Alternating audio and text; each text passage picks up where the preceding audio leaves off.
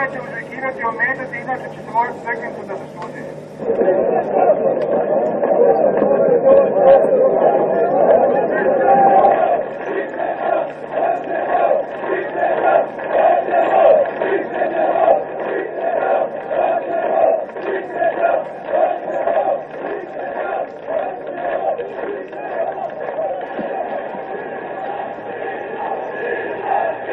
Optužen je Abdić Fikret. Akija Pozderac. Alija Alešević. Ibrahim Mujić. Josip Grgić. Ismeta Junuzović. Mujo Vuković. U krivičnoj stvari protiv Abdić Fikreta i drugih zbog krivičnih dijela kontrarevolucionarnog ugrožavanja društvenog uređenja iz člana 114 podižem optužnicu protiv Abdić Fikret u svojstvu predsjednika poslovodnog odbora složene organizacije udruženog rada Agrokomerc iz Velike Kladuše, znajući za veoma nepovoljnu financijsku situaciju SOUR-a Agrokomerc, usmjerili finansiranje i daljnji razvojni program Agrokomerca putem nezakonitog pribavljanja financijskih sredstava, izdavanjem mjenica bez nastanka dužničko-povjerlačkih odnosa i njihovim eskontovanjem kod banaka, da će izazvati poremećaj u bankarskom i kreditno-monetarnom sistemu zemlje, uticati na posticanje faktora inflacije u zemlji, dovesti u pitanje normalno funkcionisanje bankarskih organizacija. Ja nisam razumio ni jednu od 5 optužnica koje mi se stavljaju na teret. I to je sasvim normalno obzirom da od prvog dana tvrdim da su one sve montirane, a samim time su i nerazumljive i zbog toga i ne mogu reći da sam bilo koju od optužnica razumio.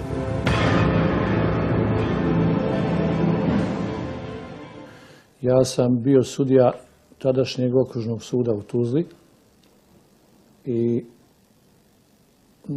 taj neko mislim da je to bilo Ministarstvo pravde, vjerovatno, kao što je i danas neki organ u ministarstvu je nekim svojim dekretom ili tačnim rješenjem odlučio da ja u ovom predmetu budem sudija.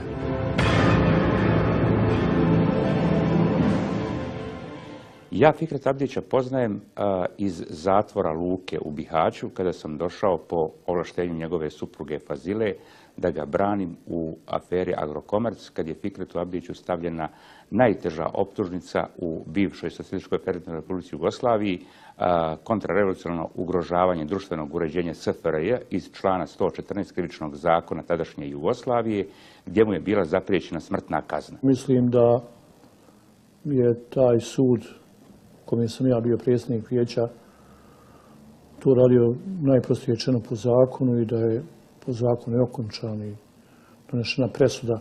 Baš sam se danas malo podsjetio, 20-ak strana presude je osuđujući dio. Svi su oglašeni krivim za ono što je sud našao da su krivi. Ja sam na saveznoj vladi, na jednom sastanku na kome se to raspravljalo i na sastancima ovdje, insistirao da se to mora raščistiti i da mi moramo i sebi i svijetu kazati da ćemo tu do kraja zakon primijeniti. Da repariramo štetu koja nam je nanešena, a znate, poslije afere Agrokomerca ovdje se stvorila se jedna situacija u zemlji, jedan negativan odnos prema Bosni i Hercegovini.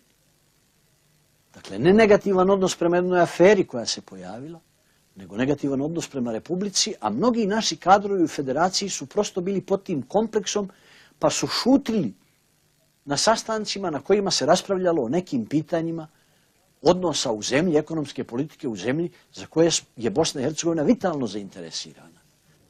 Fikret Abdić je bio vrlo sposoban da se brani, vrlo vješto je iznosio ekonomsku argumentaciju o gigantu kojeg je stvorio, o gigantu Agrokomerc koji je bio najmoćniji prehrambeni kombinat u Europi, pa možda i na drugim kontinentima, jer su Amerikanci bili veliki potrošači robe Agrokomerca.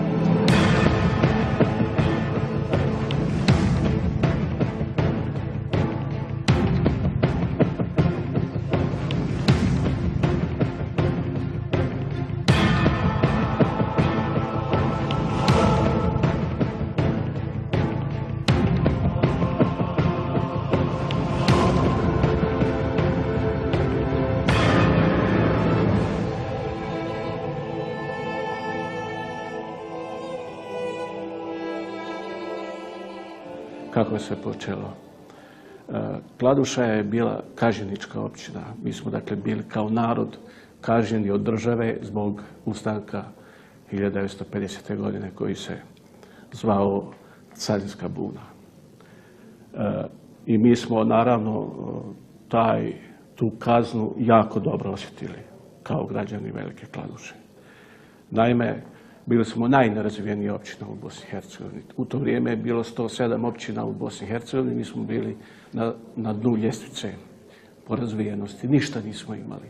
Ni struje, ni vode, ni kanalizacije, a ne govorimo o zaposlenosti i tako dalje.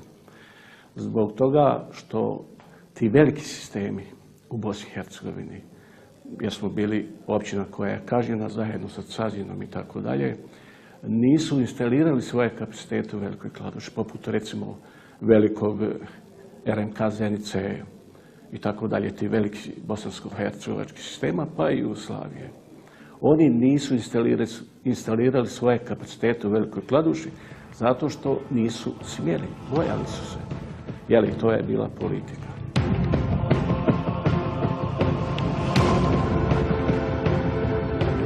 Na račun nekih tadašnjih političkih krugova odlučeno je da se napravi jedna firma pod nazivom ujedinjenje dviju firmi Agromerkantilije i Trgo Krajine.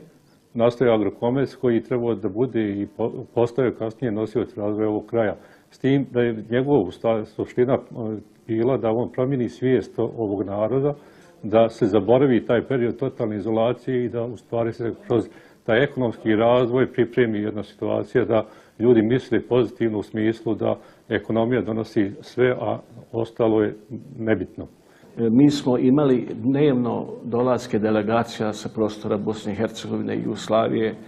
Sve te delegacije su dolazile sa namjerom da zapravo raspitaju se kakav je to recept Velike Kladuše i Agrokomerca. Šta se to dešava kad se tako Agrokomerc brzo razvija i kako to da je Kladuša tako brzo izašla iz reda izrazito nerazvijenih općina.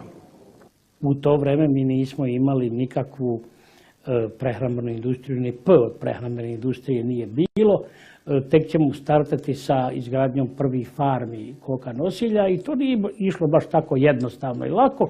I kada je gospodin Abdić predlagao u Skupštini općine da se gradi prva farma sa svega 100.000 koka nosilja, znači 4 hale po 25.000 koka nosilja, to nije moglo proći na 2 skupštine, nikako. Jer su smatrali da je to megalomanija, to je bilo svega proizvodnja u to vreme neki 36 miliona komada jaja. Da je on kojim slučajem tada predlagao da ćemo mi imati proizvodnju 1.250.000 koka nosilja, da ćemo proizvoditi 1.000.000 komada konzumnih jaja dnevno, da ćemo proizvoditi 24 miliona komada brojlera, da ćemo proizvoditi 2,5 miliona komada purana godišnje, da ćemo proizvoditi 7 miliona komada kunića godišnje i tako dalje, vjerovatno bi ga strpali u vrapče i proglasili neuračunljivim, jer to nemoguće je bilo shvatiti uopće i tako dalje.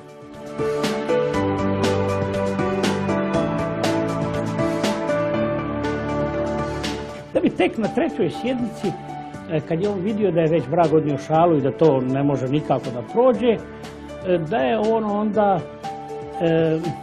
posegnuo on je vidio da jedino što pali, posegnuo je za nekakvim sredstvom koje sad ne bih htio da govorim i rekao je ili ćete glasati za ovo ili iz ove sale niko živ izaći neće.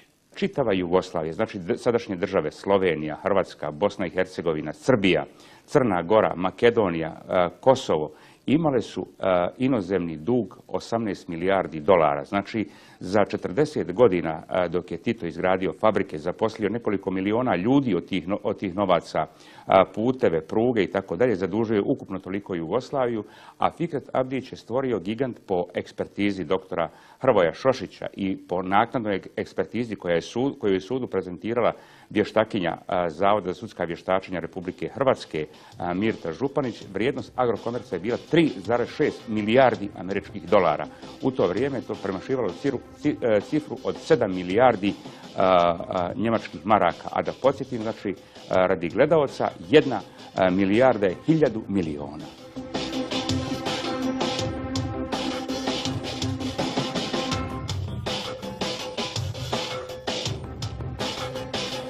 Znači, to je zaista bio jedan gigant čije su hladnjače krstarile svakodnevno čitavom Europom i svaki tadašnji građanin Jugoslavije mogao je vidjeti Agrokomerc, velika kladuša, njihove hladnjače kako snadbijevaju potrošače po čitavoj Europi. Odlukom tadašnji opet te države, odlukom tih političkih krugova na nivou države tadašnje Jugoslavije stvara afera Agrokomerc koja nije bila jedina u ex-Jugoslaviji, već je jednostavno bila posljedica dešavanja u ekonomskim odnosima zatvorenog ekonomskog prostora. Tu je bila prije toga 85. i afera Podravka, da ne govorimo o Srbiji, afera koje nisu nikada objedanjene. Došlo je da se jednostavno kaže da ono što je rađeno, da ništa nije valjalo i da se određeni ljudi privedu pamet u smislu poslušnosti i političke poslušnosti, a kasnije da se iskoristi u nadolazećim periodu.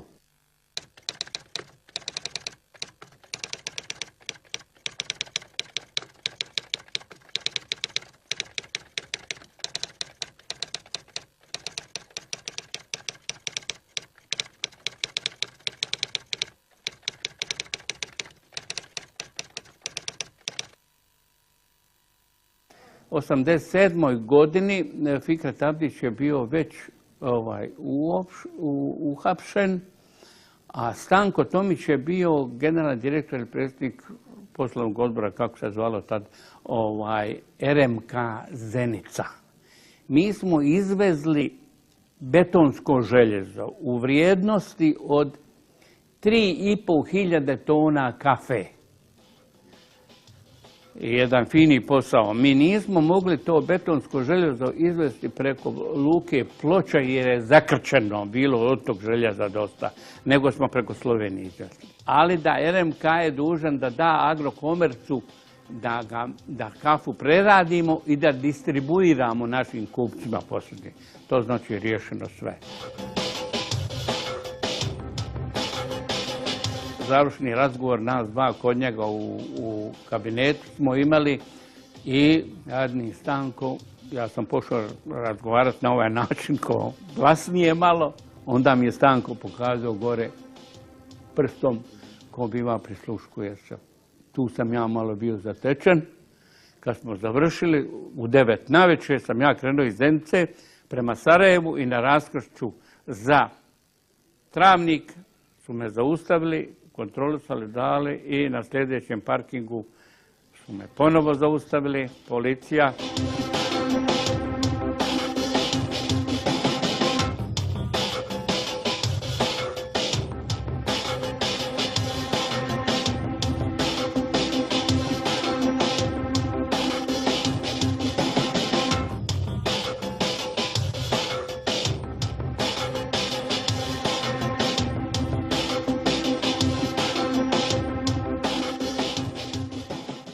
Način na koji je poslovao Fikret Abdić bio je uobičajen zakonski način plaćanja i da budemo objektivni, aferu je navodno otkrio novinar Aždajković iz Borbe koji se naknadno objesio i to je otkrio negdje u Kraljevu. Ja kada sam ušao u predmet, mene je telefonom kontaktirala novinarka Borbe Dragica Pušonjić koja je bila ispred službi sigurnosti Jugoslavije zadužena za taj predmet i sticajem okolnosti Dragicu Pušonjić ću upoznati u Sarajevu kada je došla za šefa dopisništva po zadatku i bila je prva susjeda prvog predsjednika Bosne i Hercegovine Alije Izetbegovića. Znači, toliko je to bilo projektirano da je ona bila zadužena prva uz njegov stan.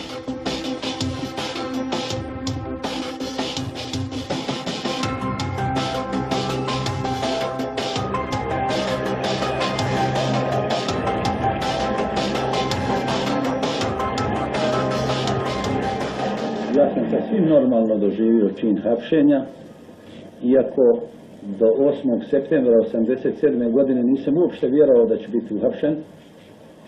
ali sam u 7 sati ujutro, obzirom da sam 4. septembra bio smijenjen bez prisustva na sjednici Centralnog radničkog savjeta i preko sredstava javnog informisanja saznao da sam smijenjeni predsjednik, nisam išao na posao, upalio radio kod kuće, supruga je tek pripremila kafu.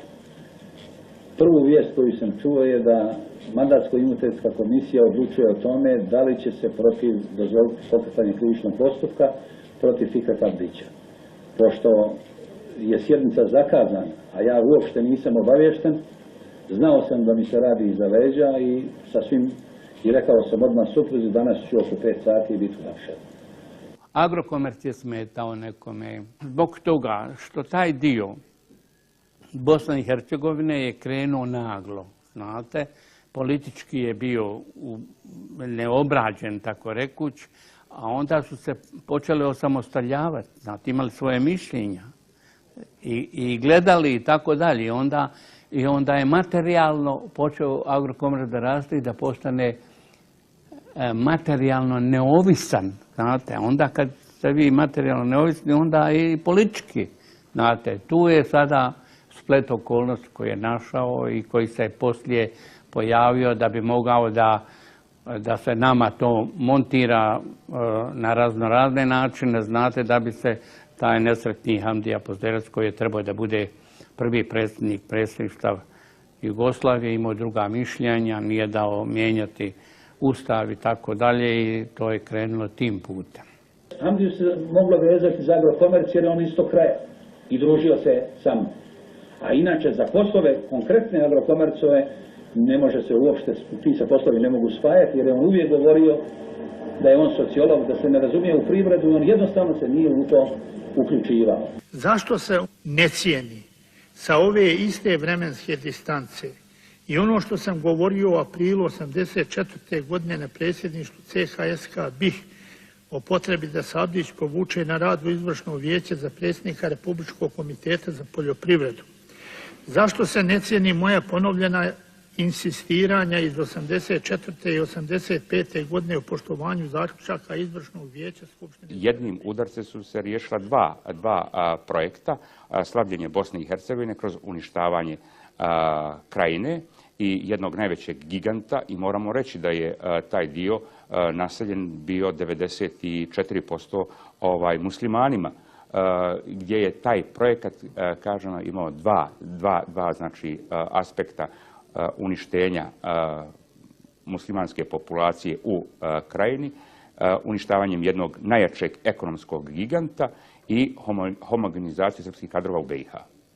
Ja sam ovdje rekao i mislio sam i mislim i sada da je to bio udarac ugledu i kredibilitetu zemlje i da je to bio jedan od najvećih udaraca samoj Bosni i Hercegovini i njenom položaju u Jugoslaviji. Oni su oglašeni krivi, nisu oglašeni za onu kontrarevoluciju za što su bili optuženi. Fikret Abdić je oglašen krivim za zloupotrebu ovlaštenja u privredi, tadašnjeg krivičnog zakona, zloupotrebu položaja ili ovlaštenja. Svi su oglašeni i osuđeni. Fikret Abdić je osuđen na jedinstvenu kaznu zatvora 4 godine, Ali Alešević 2, Josip Grgić 1 godinu i 6 mjeseci, Ismet Junuzović 1 godinu i 2 mjeseca, Mujo Vuković 1 godinu. Tražio sam vještačenja, nisam ih dobio, ona su rađena sa zakašnjenjem od preko 2 godine. Namjerno je to urađeno zbog toga da mi se zadržalo duže u pritvoru. Tražio sam da mi se dokazi daju konkretno zbog čega sam pritvoren, to nisam dobio u istrazi, zato istraga nije ni provedena. I zbog toga sam na sudskom procesu ja tako dugo govorio, jer je istraga upravo vršena na sudskom procesu.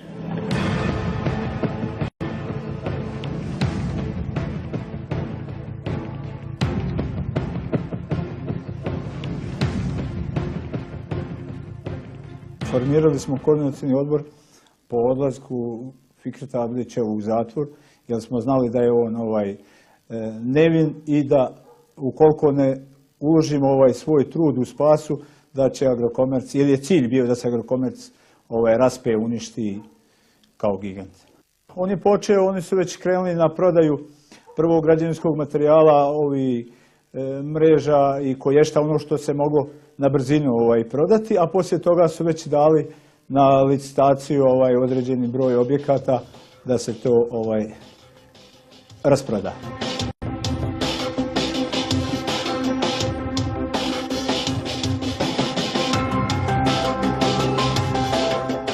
Mi smo bili istrajni na tome, čak se strajkovalo i glađu da bi to spasili.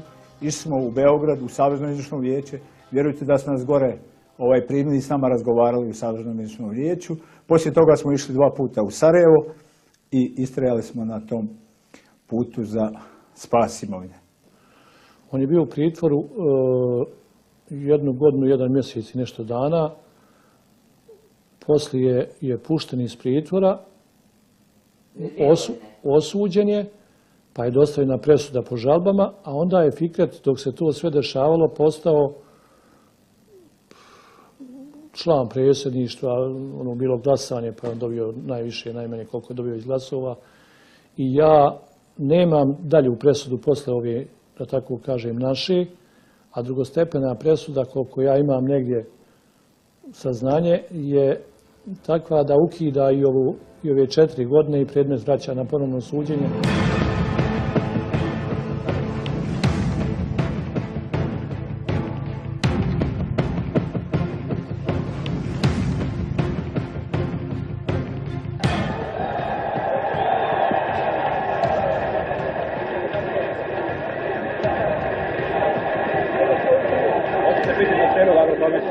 Kad god radnici od mene traže, bit ću sve šta budem. Da, nećemo da se... Doćemo onda, ne moramo da... Samo hodnici će imati manje posla. Ne, nikad nisam razmišljao izaći iz pritvora. Moje je bilo da dovedem ovo do kraja. I posle nastava kao i prije.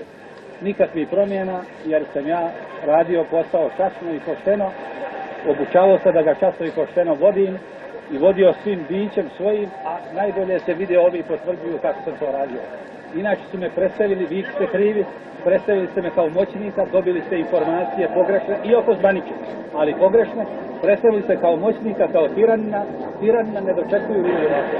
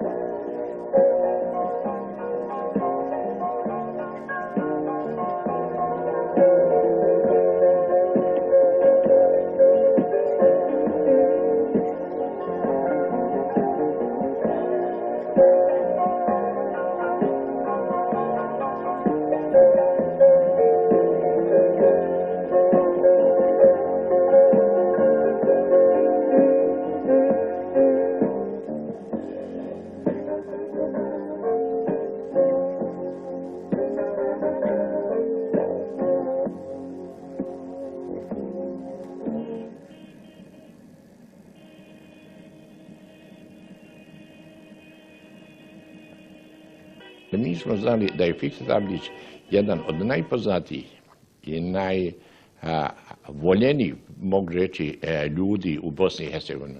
Znali smo gdje krene Fikret Abdić, da će tada krenuti i Krajina.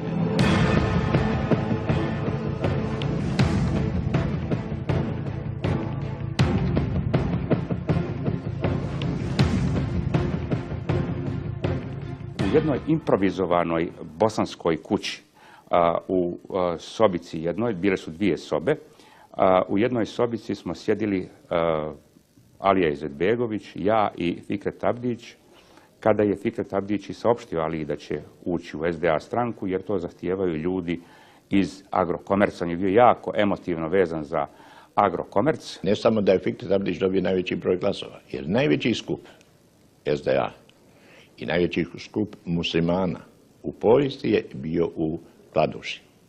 Jer tada je bilo između 350 i 400 hiljada muslimana. Do tada nikada nigdje ni za vrijeme stare Jugoslavije, Austrije nije toliki skup bio na jednom mjestu.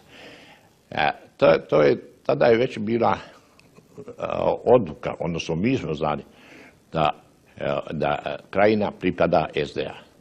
Nažalost, taj razdor je malo ranije počeo. Kada su završeni izbori, na sjednici predsjedništva stranke su izašle sa prijedlogom, to su bile 3 stranke, SDA, HDZ i SDS, da je prvi predsjednik je iz reda bošnjačkog naroda i predložili su Aliju Izetbegovića.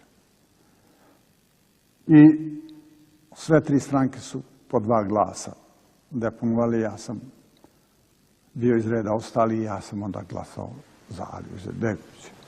On je bio jedno logično rješenje. Međutim, nakon tog što je glasanje završeno, onda predstavnici iz reda SDS su počeli sa Fikretom. Šteta što ti nisi predsjednik, ti imao najviše glasova. U stvari, ti bi trebao da budeš predsjednik. Znači, počela je ta dupla igra.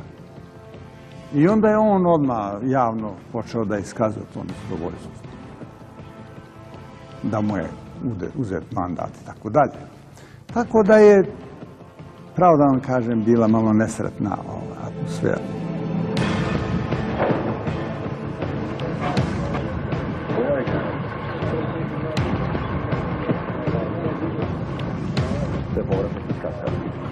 Jeste, na njima se čekalo podute vreme da bi došli na određeni sastanak. Sad ćete primetiti tu napetost, jednostavno neku nervozu, jer u vazduhu to je jednostavno uhvatljeno. Piševo gledu na Fikretu.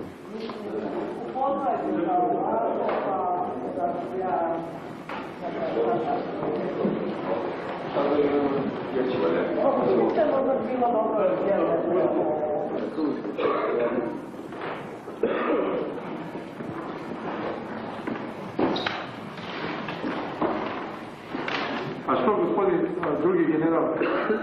Put da izađemo iz ovih teškoća jeste dolazak do takvih informacija. Slažem se s vama. Samo da vam kažem jednu stvar.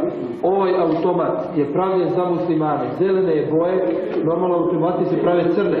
Ovo je specijalno pravljen za muslimane, zelene boje, Made in Croatia.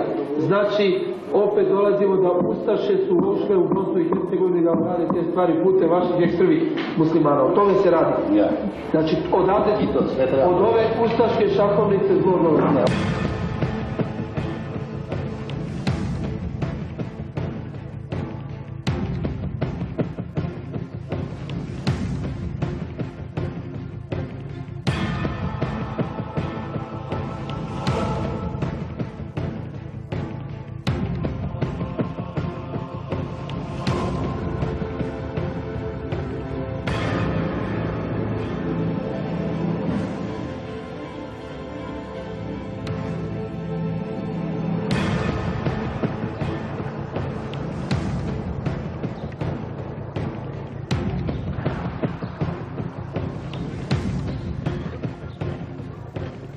Televizija Sarajevo, ovdje su došli u naš studio ministar odbrane Jerko Doko, izvinjavam se.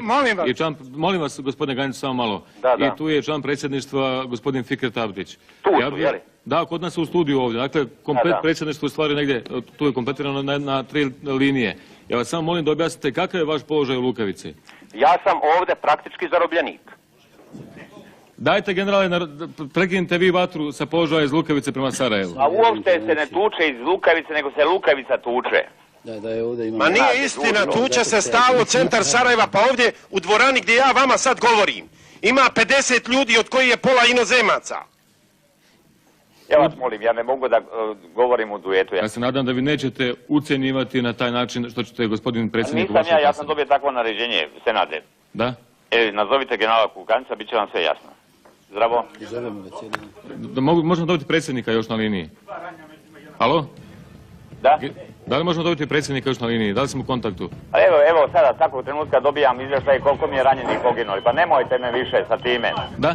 Sve je to lijepo iz televizije govoriti. Međunarodna javnost prati da je predsjednik predsjedništva jedne suverene i nezavisne države uopćen od armije koja nema legitimitet u ovoj državi. Taj razgovor sa Izetbegovićem koji se odvijao, kao što znate, posredstvom televizije Sarajevo, na neki način je simplificirao situaciju.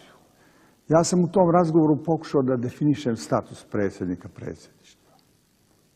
Da je on zarobljenik, da su mu bukvalno svezane ruke i da je to kidnapovan čovjek i da kidnapove ljudi nemaju, tako da kažem, ingerencije u smislu nekih krupnih državnih odluka koje bi mogle da utiču na suverenitet države. A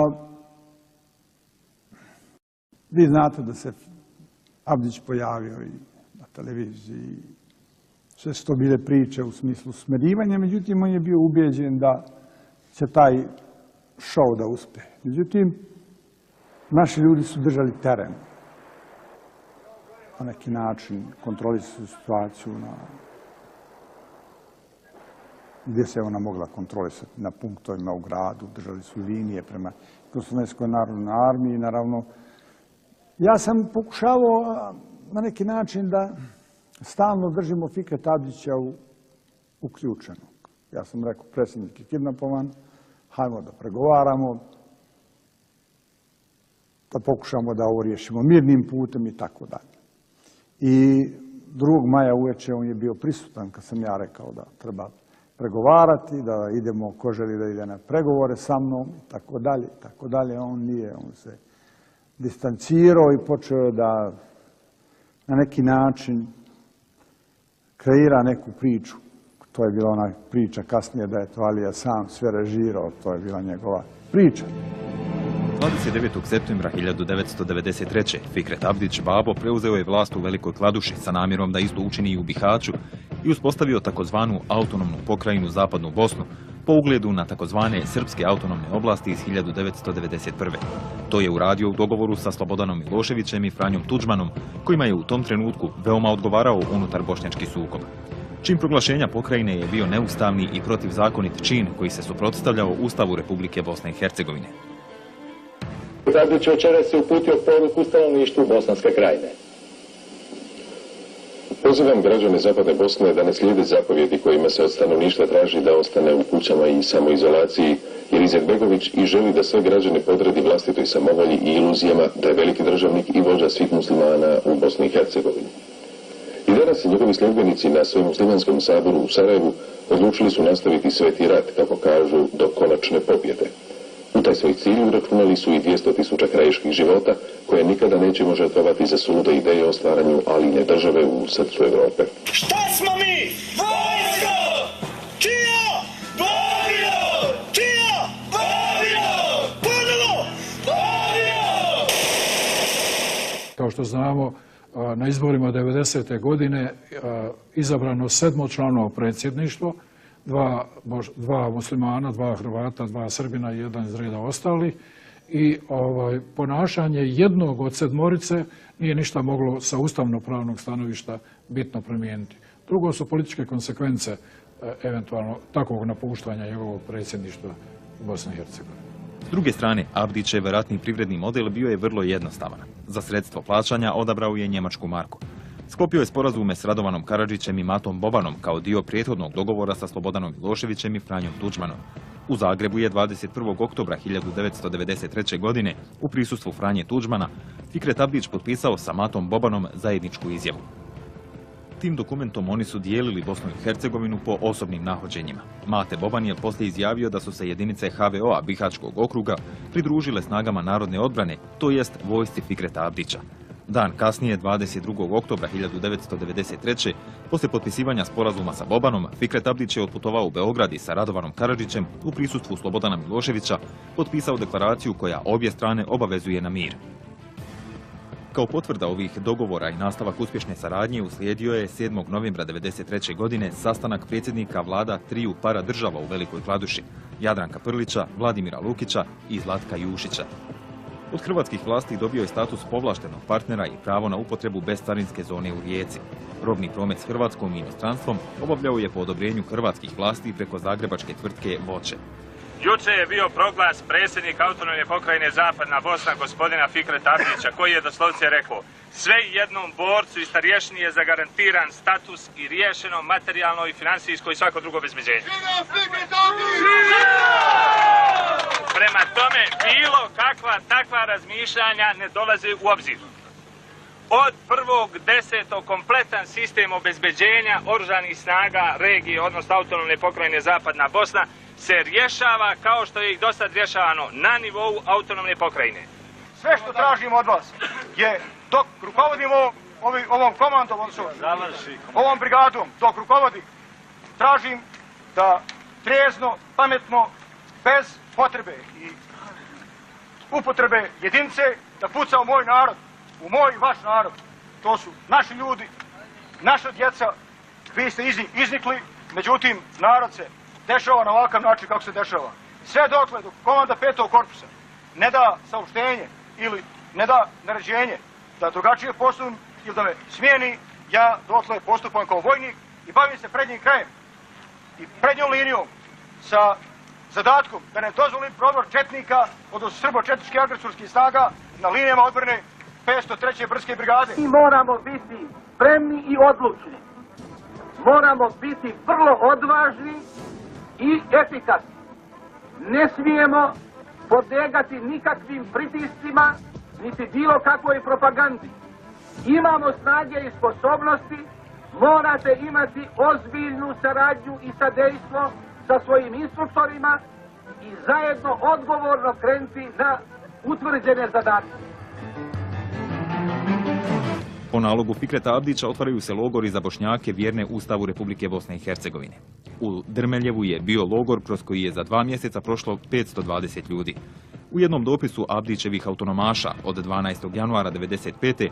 piše da je u vojnom zatvoru Miljkovići 1567 zatvorenika. Bilo ih je 11 na prostoru opštine Velika Kladuša. Sistemski su bili slični, odnosno identični kao i svim drugim logorima na prostoru Bosne i Hercegovine, pa i šire. Maltretiranja, tuča i ubijstva koja se dešavala se znači uz znanje svih onih koji su od vrha autonomne pokrajine, znači od Fikreta Abdića pa dalje bili upoznati s tim, jer faktički je nemoguće da se jedan broj ljudi zatvori u logor, a da to neko u Velikoj Kladuši ko obnaša bilo koju funkciju ne zna. Isto tako ubijstva, izvođenja, streljanja i tako dalje.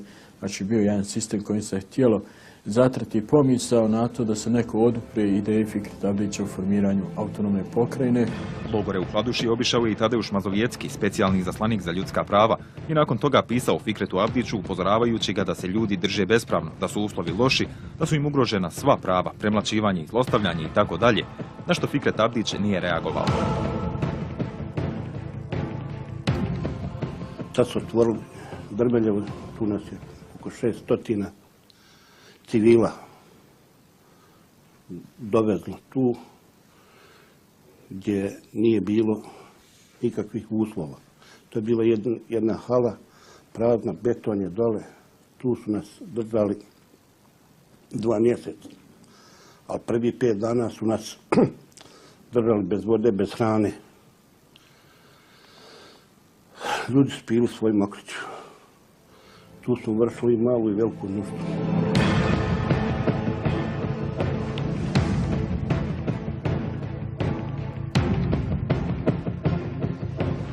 6. dan su došli po nas 12. Vodili su nas na streljanje. Spasio nas je Crveni križ. Jer u momentu nas 12 smo bili vezani za ruku sa onim listicama i u kombi utrpali i krenuli za streljanje normalno. I mi kad smo izašli sa one kapije, u tom momentu Crveni križ je ulazio, došao je da nas posjeti. I kad je ušao Crveni križ, ovi su rekli, logoraši, da su odveli nas 12. Kuda, niko ne zna. Pred Karlovačkim sudom dr. Sulejman Kendić je svjedočio o stotinama silovanih žena logorašica. Te su žene prema iskazu bile izudarane, grižene, s otiscima zubiju, prstiju, bez intimnog veša, krvave po tijelu. Doktoru Kendiću nije bilo dozvoljeno da žrtvama daje bilo kakvu terapiju, a osobno je izvršio 136 prekida trudnoće. Neke od tih žena preživjele su silovanje čak i po odmakloj trudnoći. Evo rana, tu je jedna rupa na mome zidu od moje kuće, a kod druge kuće su me odveli pred nas i tamo su, ovdje su kod kuće kraj stomaka metak, a kod druge kuće kraj glave 3 metka. I pitali su me, kaže, šta je Fikret kad su upali po drugi put iz batnuge.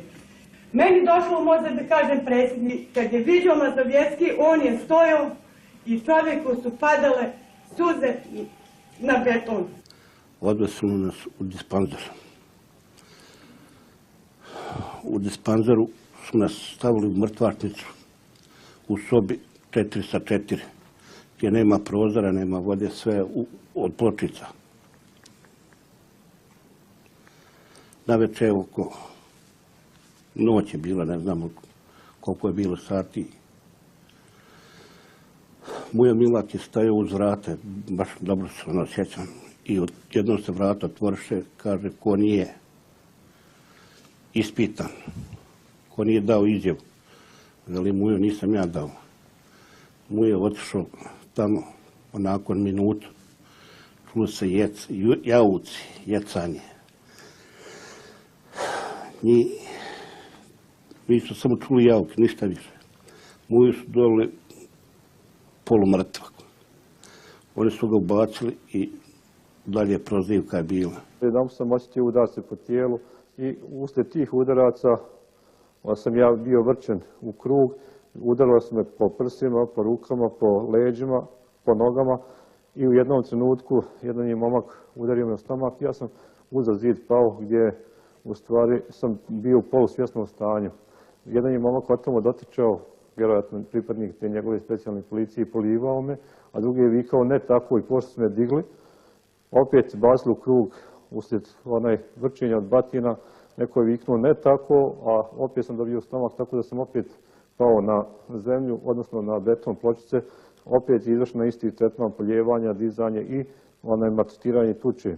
To su vjerojatno bili pendreci, policijski, zatim drvene držale i takvi slični predmeti kojim su me udarali. Bio je to čitav ološ iz Srbije kojeg je Fikret Abdić plaćao. Znači, on je izdvajao ogromne sume novca da bi ti ljudi, taj ološ iz Beograda došao na prostor Velike Kladuše, s obzirom da je bilo poznato da su ti ljudi bili zaista veliki zločinci koji su već na prostoru Bosne i Hercegovine pokazali se kao takvi.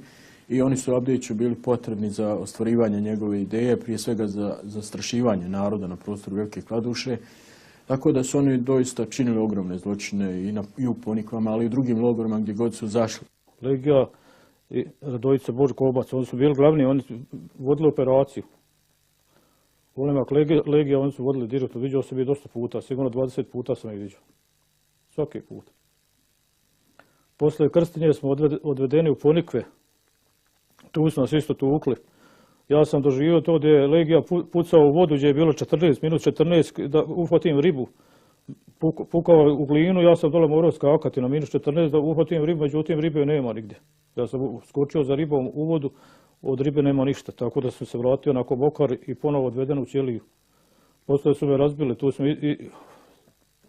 razbili mi oko, lijevo oko i vilicu, sve su, zatim prsa, komplet satrali. U udruženju logoraša ističu da, osim što su činili zločine, rukovodstvo autonomne pokrajine Zapadna Bosna se i bogatilo na krađi i prodaji organa iz tijela ubijenih boraca. 1993. godine Ibrahim Kasumović, pomoćnik imama iz Vrnograča kod Velike Kladuše, gasulio je mrtvaca kojem su uzeti organi. Ono što sam ja kazao, to je vidjela i familija da je to tako. Kako? Pa da je normalno tijelo rasparano i sašiveno. A, na primjer, unutra je stomak ispunjen sa talašima. Vojska Fikreta Abdića učestvuje u saradnji sa srbijanskim specijalnim jedinicama pod komandom DB-a u operaciji koja je imala kodno ime Pauk i bila je vezana za područje Cazinske krajine. Za borbu protiv Atifa Dudakovića, komandanta armije Bosne i Hercegovine u Bihaću, Abdiću je sa svih okupiranih srpskih teritorija stizala značajna pomoć u oružju, municiji, nafti i ostalim strateškim sirovinama, ali i u ljudstvu.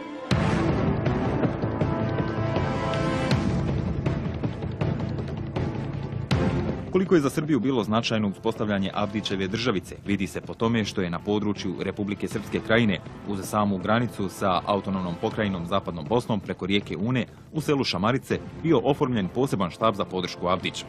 Načelnik tog štaba bio je Jovica Stanišić, zamjenik je bio Frenki, ali je sa njima bio i general Srpske vojske krajine Mile Novaković. Pomoć Fikretu Abdiću su obezbjeđivali Simatović i Stanišić, dovlačeći potrebnu robu za rat, od Arkanovih tigrova, preko Pantera, Ljubiše Savića Mauzera do Škorpiona.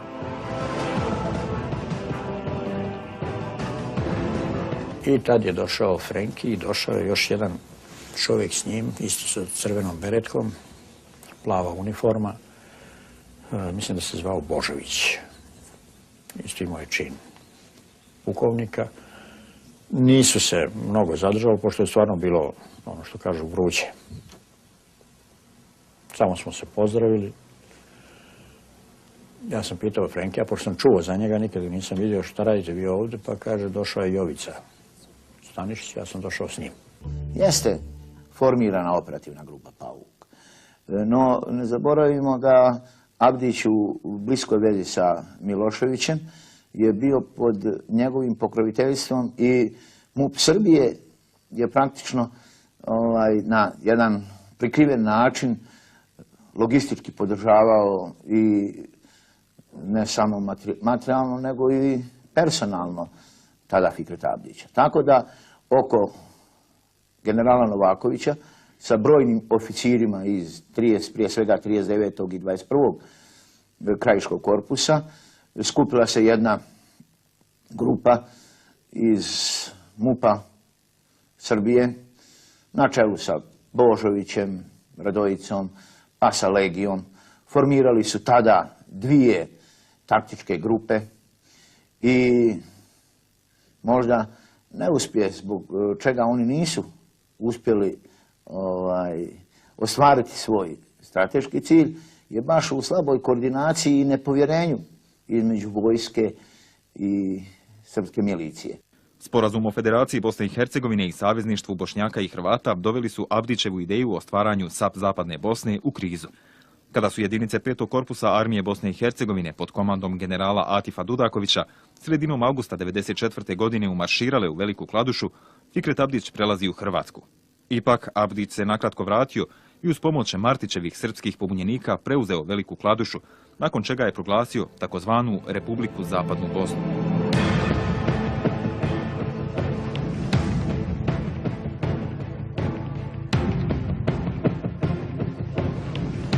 Ja sam uvjeren da bi vi, naročito kao vjerski službenici, bili daleko zadovoljniji da smo mi mogli uraditi ono što se čini na Bajram, a to je da se svi izmirimo.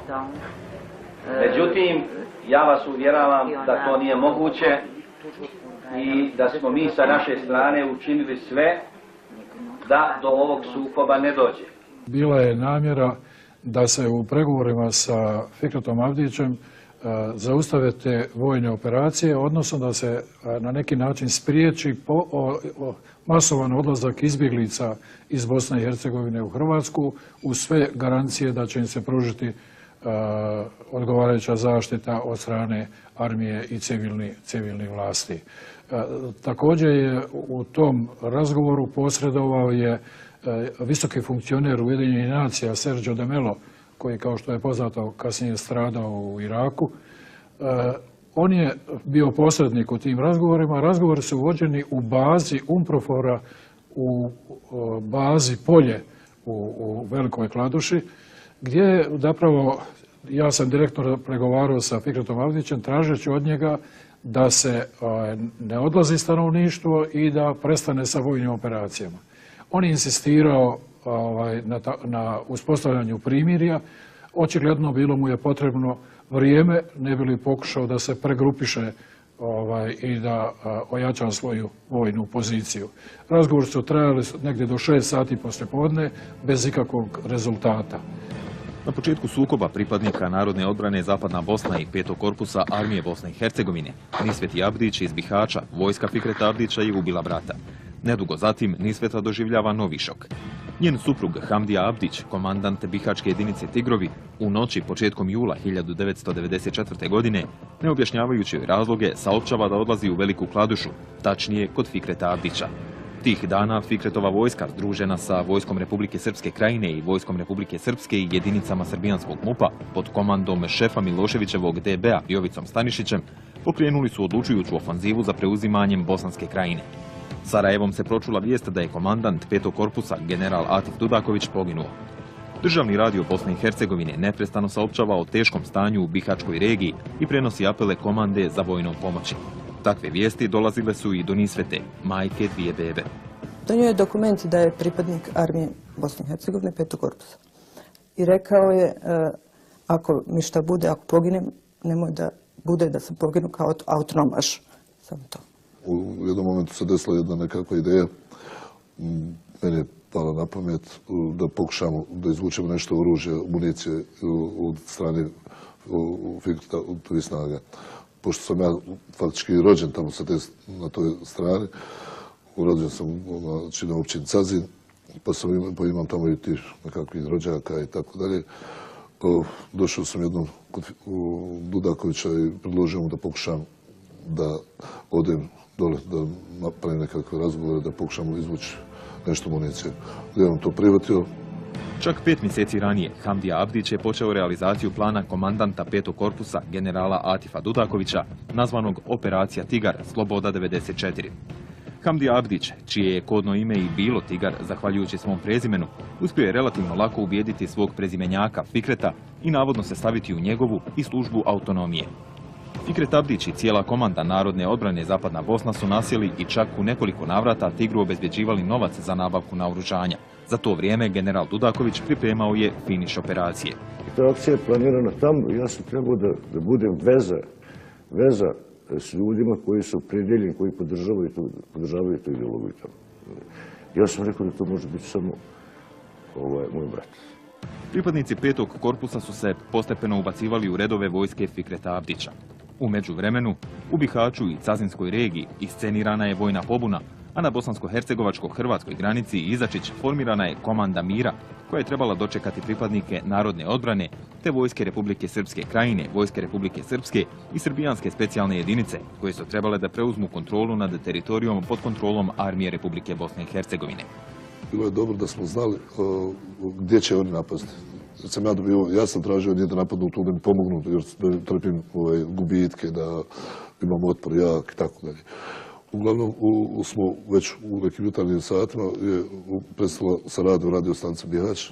Ja im javljam da sam zauzeo da je pod kontrolom, ali da je oštećeno, da je ne mogu staviti u funkciju i tako dalje. Da bi u jednom momentu neko je došao i upalio koji nije znao o čemu se radi, javio se iz radio stanice Bihać. I dok se to čulo, odmah se to blokiralo. I onda su mene pitali kada je bila uključena. Onda smo imali da je to u stvari Cazin preuzeo radio Bihać, nakon što smo sjetili, i da su to oni maltene sa tog mjesta da bi dementirali da je zauzeta bihaćka stanica. I dok su u Bihaću pripadnici 5. korpusa palili gume kako bi slika o žestokim oružanim sukobima bila uvjerljivija, kraju su privođeni posljednji radovi na Velikoj Bini, specijalno napravljenoj kako bi se sutradan s tog mjesta građanima Bihaća obratili Fikret Abdić i čelnik Republike Srpske Krajine Milan Martić. Da bi se uvjerio kako sve teče po planu, Fikret Abdić je u izvidnicu u Bihać poslao najodanije saradnike, predvođene ministrom odbrane i policije Irfanom Saračevićem. U toj delegaciji nalazio se i Tigar. Ja sam tražio povećanje njihovih snaga. Trebalo se da pošli 200-300 ljudi na Izač, koje smo mi mislili bili napravili već klopku da je uvučemo, da je razoružamo, i to je 300 pušaka i 300 zarobljenih vojnika. Međutim, ovaj Keđa, što je bio komandant te brigade, nije poslušao Fikreta, nije htio, iako ovaj mu naredio.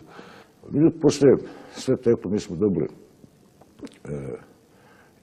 ja u Kladuši, a Hamdu u Bihaću, telefone mobilne tad, koji su mogli razgovarati, gdje smo samo mogli mi, nas dvojice, razgovarati, šifrirano, dogovarati tu akciju. To što smo mi dogovorili u Bihaću, kako ćemo dogovarati? Znamo se svaka riječ šta znači. Jer ipak ovdje razgovarati to pa da neko prisluškuje, to je opasno bilo za njega ako otkrije šta u stvari govori, šta u stvari hoće da radi, a isto tako za mene tamo. U međuvremenu su iz Velike Kladuše počeli stizati kamioni sa naoružanjem, opremom i hranom. Vješto kamufliranom akcijom na Izačiću su se smjenjivali vozači i krcati kamioni su odlazili za Bihać. Petorica iz grupe koju je predvodio Irfan Zile Saračević je posumnjala da nešto nije u redu. Zanimljivo je da su i domaći i strani mediji nasjeli na Dudakovićevu taktičku igru, pa su u udarnim terminima objavljivali vijesti o padu Bihaća i vojnom porazu jedinica 5. korpusa.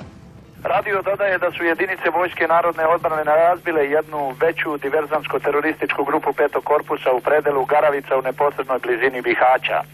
Nezavisni radio Velkaton i dalje tvrdi da se u samom centru Bihaća i dalje vode žestoke bliske borbe između Avdićevih pristalica i pripadnika takozvane armije Bosne i Hercegovine. Međumuslimanski sukobi kulminirali, ali ni elitni tigrovi kompletno prešli na stranu Fikreta Avdića. Panično bježeći komandant 5. korpusa Atif Dudaković predao se pripadnicima Vojske Republike Srpske. Grčki list Elektrotipija piše da je veliki broj muslimana iz Izetbegovićevih jedinica u okolini Bihaća juče spas potražio kod Srba. Jedan od glavnih operativaca akcije, Tigar Sloboda 94, Mehura Selimović, ističe kako je sve obavljeno u strogoj tajnosti, a kao ilustraciju navodi da mu je tih dana i rođeni otac okrenuo leđa zbog izdaje i privrženosti vojsci Fikreta Avdića. Obmanuli smo mi i strane obavještajne službe koje su bile prisutne na ovom terenu, tako da su oni žive informacije bez nekakvih provjera, što nije svojstveno tim službama, plasirali svojim štabovima i svojim šefovima. Konačni bilans vješto izvedene operacije Tigar Sloboda 94 bio je vojni poraz Avdićevog režima i zapljena 1000 pušaka, 200.000 metaka te velike količine vojne opreme i hrane. Čestitam ti, prijatelju. Izvršio si zadatak sa svojom grupom. Mehura! Operativac Mehura i režiser.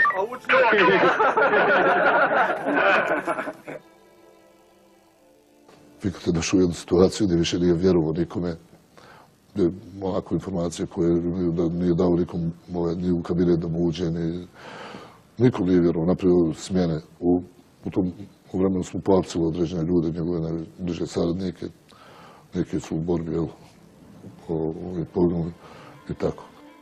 Nakon akcije Oluja Hrvatske vojske 95. kada se ruši srpska paradržava u Hrvatskoj, armija Bosne i Hercegovine istovremeno potiskuje Avdića iz Cazinske krajine. U dvogodišnjim sukobima 5. korpusa sa združenim snagama Avdićeve vojske, Vojske Srpske krajine, Vojske Republike Srpske i jedinica srbijanskog DB-a ubijeno je oko 5000 Bošnjaka. Iza rata se izjašnjavao kao Hrvat, nakon čega je dobio državljanstvo Republike Hrvatske i zaštitu Franje Tuđmana nakon zahtjeva Bosne i Hercegovine za njegovim izručenjem. Na suđenju Slobodanu Miloševiću, nakon objavljivanja snimka na kojem škorpioni ubijaju svezane dječake i mladiće, objavljen je i snimak na kojem se jasno vidi srbijanska umješanost u komandovanje Fikretovom vojskom, koju predvode najozloglašeniji srpski zločinci. Fikretova vojska pod mentorstvom Srbije u vidu zloglasne jedinice Škorpioni je počinila strašne zločine nad Bošnjacima koji su bili vjerni Bosni i Hercegovini. Zbog tih zločina Fikret Avdić je proglašen krivim i dobija najveću moguću zatvorsku kaznu u Hrvatskoj pred sudom u Karlovcu, koja je potvrđena i pred Vrhovnim sudom Hrvatske, te nakon žalbe ponovo potvrđena s jedinstvenom i konačnom kaznom od 15 godina zatvora.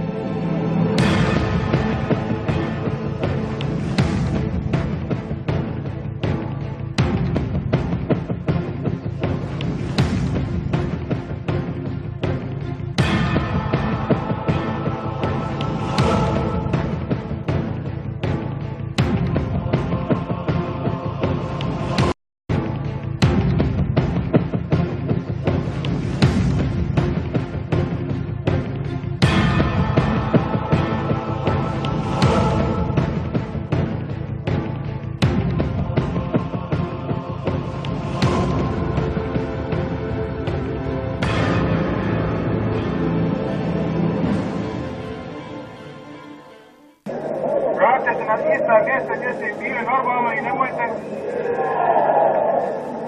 Nemojte uzvikivati, ometati, inače ćete morati prekinuti da se sudi.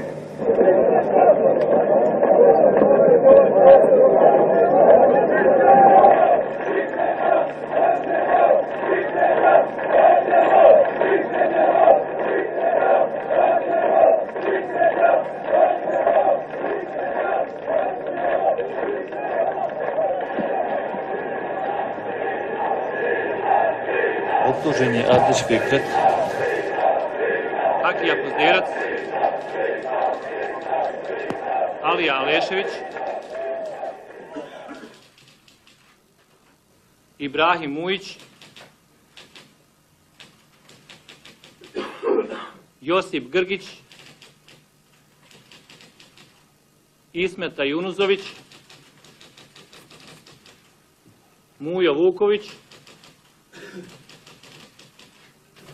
U krivičnoj stvari protiv Abdić Fikreta i drugih zbog krivičnih dijela kontrarevolucionarnog ugrožavanja društvenog uređenja iz člana 114 podižem optužnicu protiv Abdić Fikret u svojstvu predsjednika poslovodnog odbora složene organizacije udruženog rada Agrokomerc iz Velike Kladuše, znajući za veoma nepovoljnu finansijsku situaciju SOUR-a Agrokomerc, usmjerili finansiranje i daljnji razvojni program Agrokomerca putem nezakonitog pribavljanja financijskih sredstava, izdavanjem mjenica bez nastanka dužničko-povjerlačkih odnosa i njihovim eskontovanjem kod banaka, da će izazvati poremećaj u bankarskom i kreditno-monetarnom sistemu zemlje, uticati na posticanje faktora inflacije u zemlji, dovesti u pitanje normalno funkcionisanje bankarskih organizacija. Ja nisam razumio ni jednu od 5 optužnica koje mi se stavljaju na teret. I to je sasvim normalno obzirom da od prvog dana tvrdim da su one sve montirane, a samim time su i nerazumljive i zbog toga i ne mogu reći da sam bilo koju od optužnica razumio.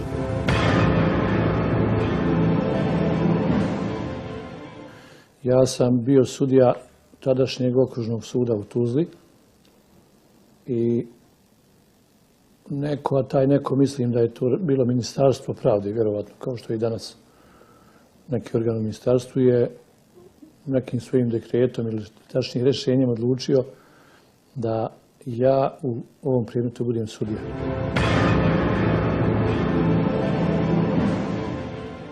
Ja Fikreta Abdića poznajem iz zatvora Luke u Bihaću, kada sam došao po ovlaštenju njegove supruge Fazile da ga branim u aferi Agrokomerc, kad je Fikretu Abdiću stavljena najteža optužnica u bivšoj Socijalističkoj Federativnoj Republici Jugoslaviji, kontrarevolucionarno ugrožavanje društvenog uređenja SFRJ iz člana 114 krivičnog zakona tadašnje Jugoslavije, gdje mu je bila zapriječena smrtna kazna. Mislim da je taj sud, kome sam ja bio predsjednik vijeća, to radio najprostije rečeno po zakonu i da je po zakonu je okončan i donešena presuda. Baš sam se danas malo podsjetio, 20-ak strana presude je osuđujući dio. Svi su uglašeni krivim za ono što je sud našao da su krivi. Ja sam na saveznoj vladi, na jednom sastanku na kome se to raspravljalo i na sastancima ovdje, insistirao da se to mora raščistiti i da mi moramo i sebi i svijetu kazati da ćemo tu do kraja zakon primijeniti. Da repariramo štetu koja nam je nanešena, a znate, poslije afere Agrokomerca ovdje se stvorila se jedna situacija u zemlji, jedan negativan odnos prema Bosni i Hercegovini. Dakle, ne negativan odnos prema jednoj aferi koja se pojavila, nego negativan odnos prema Republici, a mnogi naši kadrovi u federaciji su prosto bili pod tim kompleksom, pa su šutili na sastancima na kojima se raspravljalo o nekim pitanjima odnosa u zemlji, ekonomske politike u zemlji, za koje je Bosna i Hercegovina vitalno zainteresirana. Fikret Abdić je bio vrlo sposoban da se brani, vrlo vješto je iznosio ekonomsku argumentaciju o gigantu kojeg je stvorio, o gigantu Agrokomerc koji je bio najmoćniji prehrambeni kombinat u Europi, pa možda i na drugim kontinentima, jer su Amerikanci bili veliki potrošači robe Agrokomerca.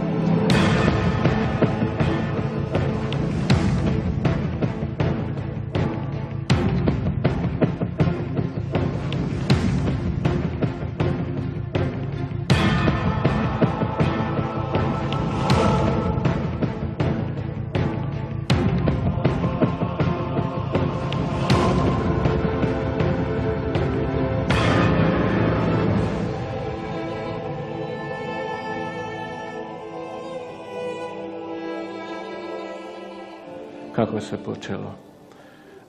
Kladuša je bila kažnjenička općina. Mi smo dakle bili kao narod kažnjeni od države zbog ustanka 1950. godine koji se zvao Carinska buna.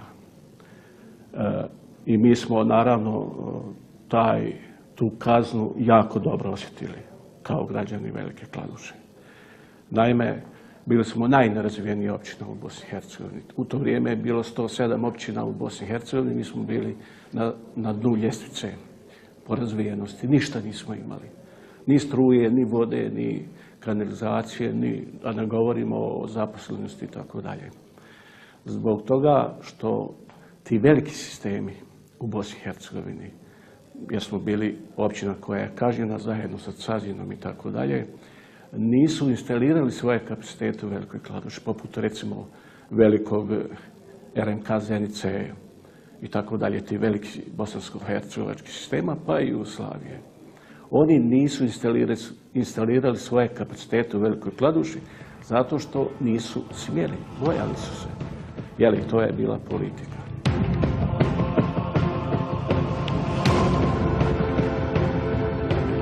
Na račun nekih tadašnjih političkih krugova odlučeno je da se napravi jedna firma pod nazivom ujedinjenje dviju firmi Agromerkantilije i Trgo-Krajine.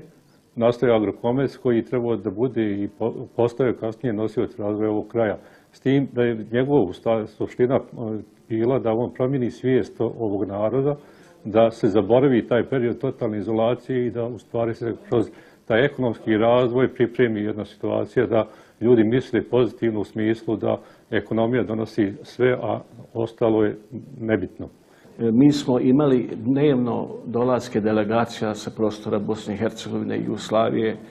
Sve te delegacije su dolazile sa namjerom da zapravo raspitaju se kakav je to recept Velike Kladuše Agrokomerca. Šta se to dešava kad se tako Agrokomerc brzo razvija i kako to da je Kladuša tako brzo izašla iz reda izrazito nerazvijenih općina.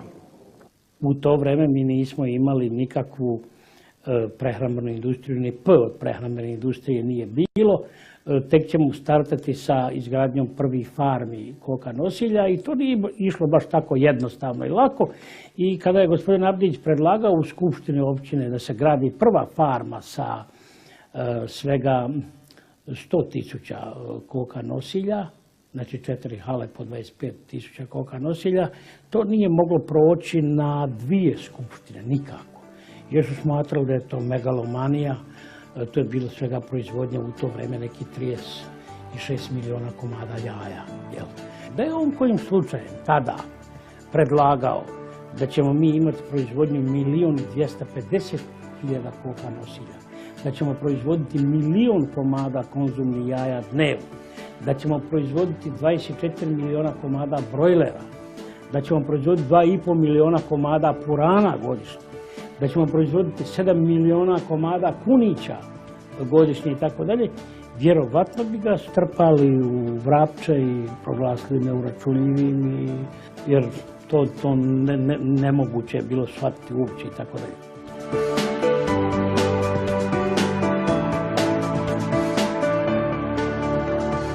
Da bi tek na 3. sjednici, kad je on vidio da je već vrag odnio šalu i da to ne može nikako da prođe, da je on onda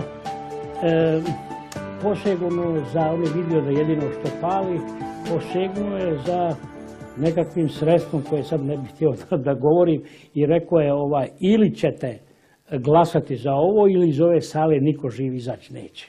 Čitava Jugoslavija, znači sadašnje države Slovenija, Hrvatska, Bosna i Hercegovina, Srbija, Crna Gora, Makedonija, Kosovo, imale su inozemni dug 18 milijardi dolara. Znači, za 40 godina dok je Tito izgradio fabrike, zaposlio nekoliko miliona ljudi. Sasvim normalno doživio čin hapšenja, iako do 8. septembra 1987. godine nisam uopšte vjerovao da će biti uhapšen, ali sam u 7 sati ujutru, obzirom da sam 4. septembra bio smijenjen bez prisustva na sjednici Centralnog radničkog savjeta i preko sredstava javnog informisanja saznao da sam smijenjeni predsjednik, nisam išao na posao, upalio radio kod kuće, supruga je tek pripremila KAF.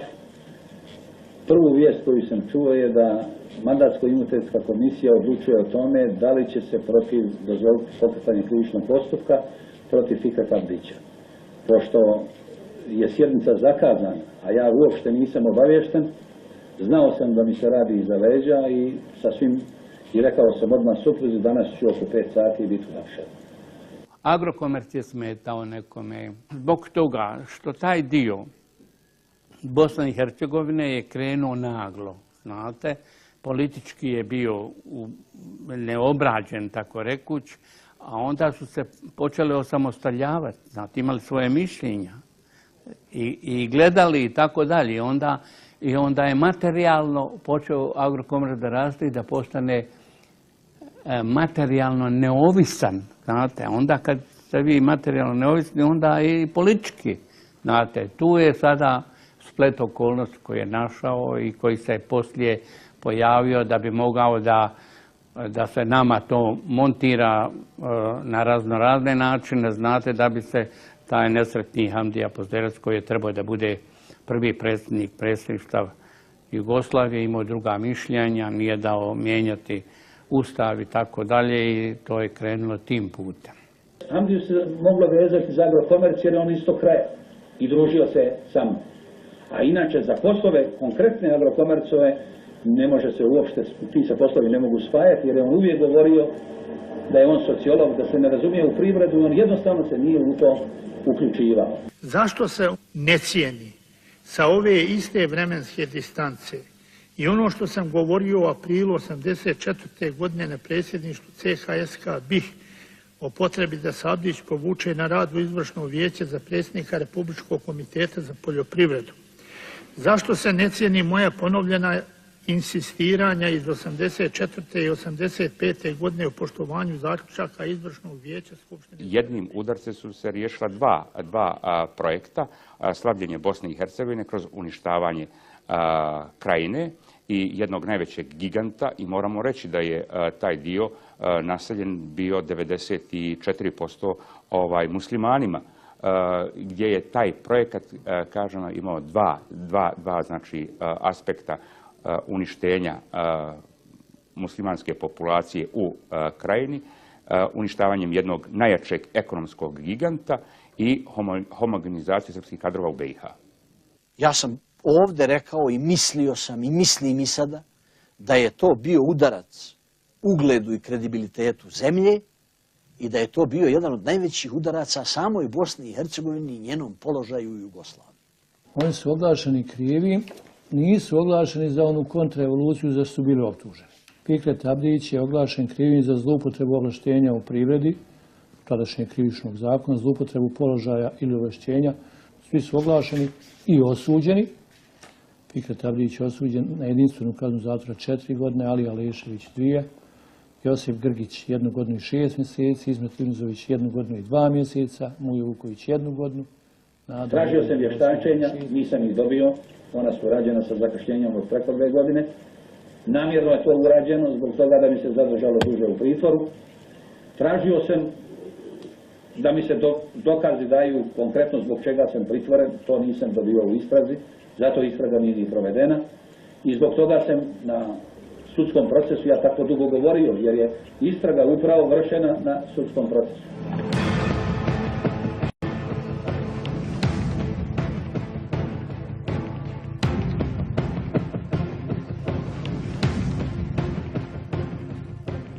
Formirali smo koordinacioni odbor po odlasku Fikreta Abdića u zatvor, jer smo znali da je on nevin i da ukoliko ne uložimo svoj trud u spasu, da će Agrokomerc, jer je cilj bio da se Agrokomerc raspe, uništi kao gigant. On je počeo, oni su već krenuli na prodaju prvog građevinskog materijala, mreža i koješta, ono što se moglo na brzinu prodati, a poslije toga su već dali na licitaciju određeni broj objekata da se to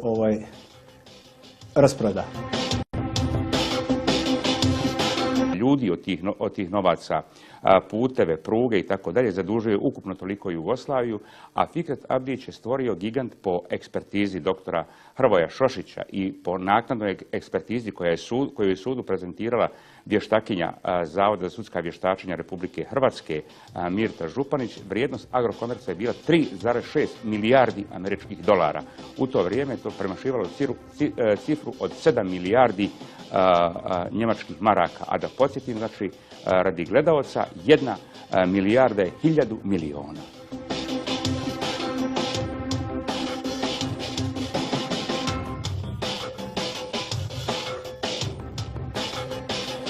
Znači, to je zaista bio jedan gigant čije su hladnjače krstarile svakodnevno čitavom Europom i svaki tadašnji građanin Jugoslavije mogao je vidjeti Agrokomerc, Velika Kladuša, njihove hladnjače kako snadbijevaju potrošače po čitavoj Europi. Odlukom tadašnji opet te države, odlukom tih političkih krugova na nivou države tadašnje Jugoslavije, stvara afera Agrokomerc koja nije bila jedina u ex-Jugoslaviji, već je jednostavno bila posljedica dešavanja u ekonomskim odnosima zatvorenog ekonomskog prostora. Tu je bila prije toga 85. i afera Podravka, da ne govorimo o Srbiji, afera koje nisu nikad objedanjene. Došlo je da se jednostavno kaže da ono što je rađeno, da to ništa nije valjalo i da se određeni ljudi privedu pamet u smislu poslušnosti i političke poslušnosti, od kasnije da se iskoristi u nadolazećim periodu.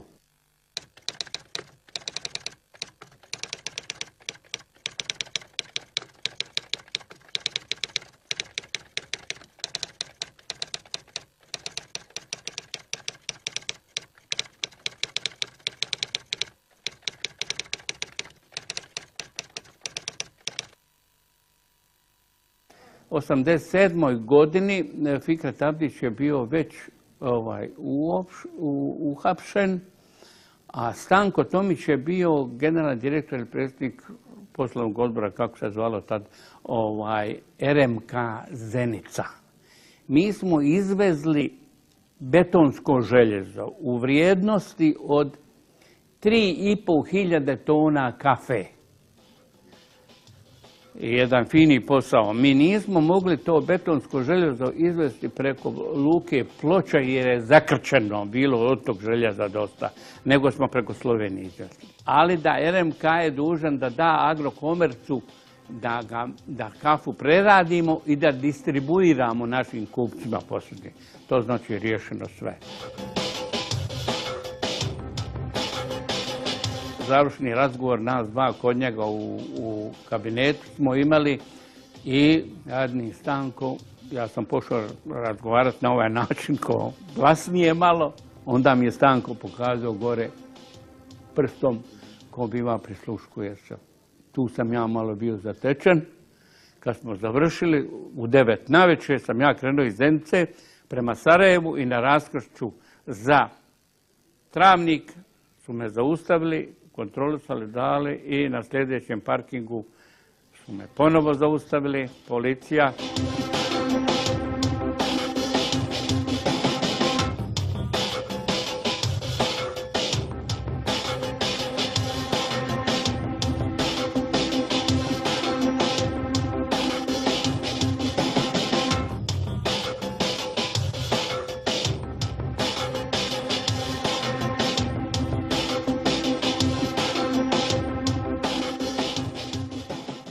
Način na koji je poslovao Fikret Abdić bio je uobičajen zakonski način plaćanja i da budemo objektivni, aferu je navodno otkrio novinar Aždajković iz Borbe koji se naknadno objesio i to je otkrio negdje u Kraljevu.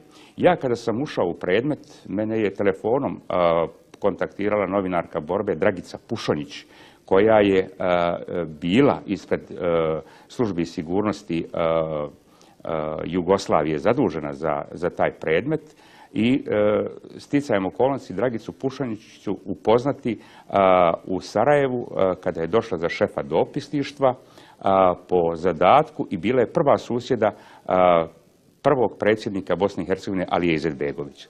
Znači, toliko je to bilo projektirano da je ona bila zadužena prva uz njegov stan.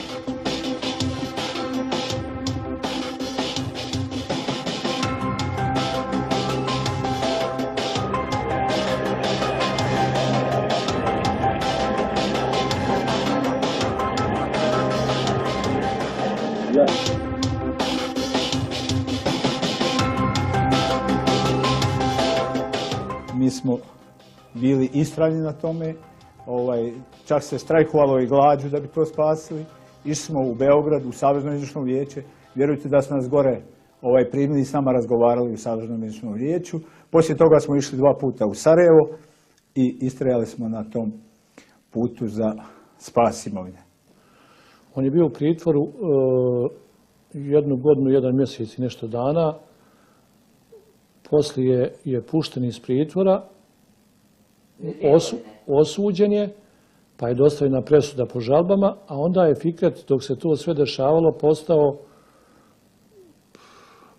član predsjedništva, ono bilo glasanje, pa je on dobio najviše, najmanje koliko je dobio iz glasova. I ja nemam dalju presudu posle ove, da tako kažem, naše, a drugostepena presuda, koliko ja imam negdje saznanje, je takva da ukida i ove 4 godine i predmet vraća na ponovno suđenje.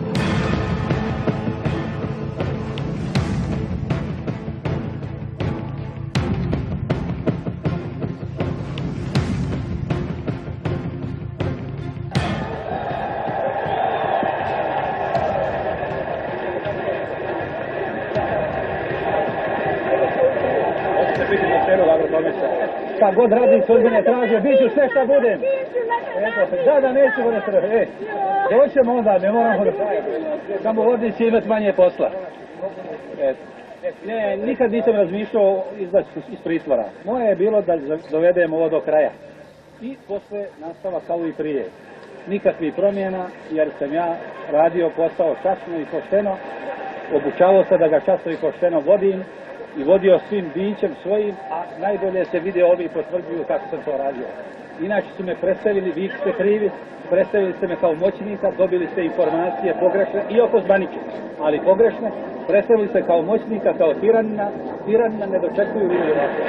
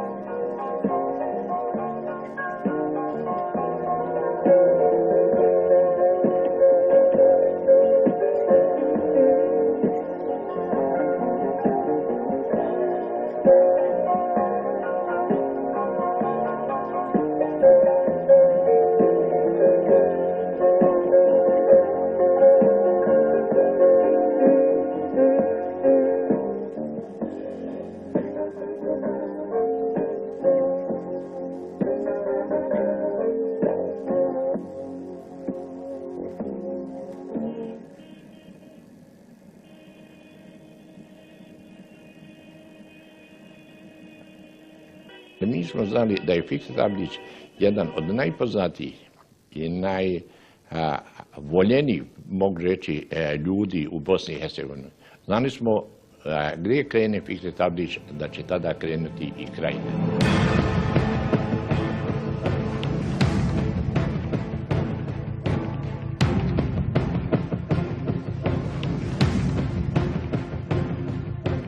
U jednoj improvizovanoj bosanskoj kući, u sobici jednoj, bile su 2 sobe, u jednoj sobici smo sjedili Alija Izetbegović, ja i Fikret Abdić, kada je Fikret Abdić i saopštio Aliji da će ući u SDA stranku, jer to zahtijevaju ljudi iz Agrokomerca. On je bio jako emotivno vezan za Agrokomerc. Ne samo da je Fikret Abdić dobio najveći broj glasova, jer najveći skup SDA i najveći skup muslimana u povijesti je bio u Kladuši.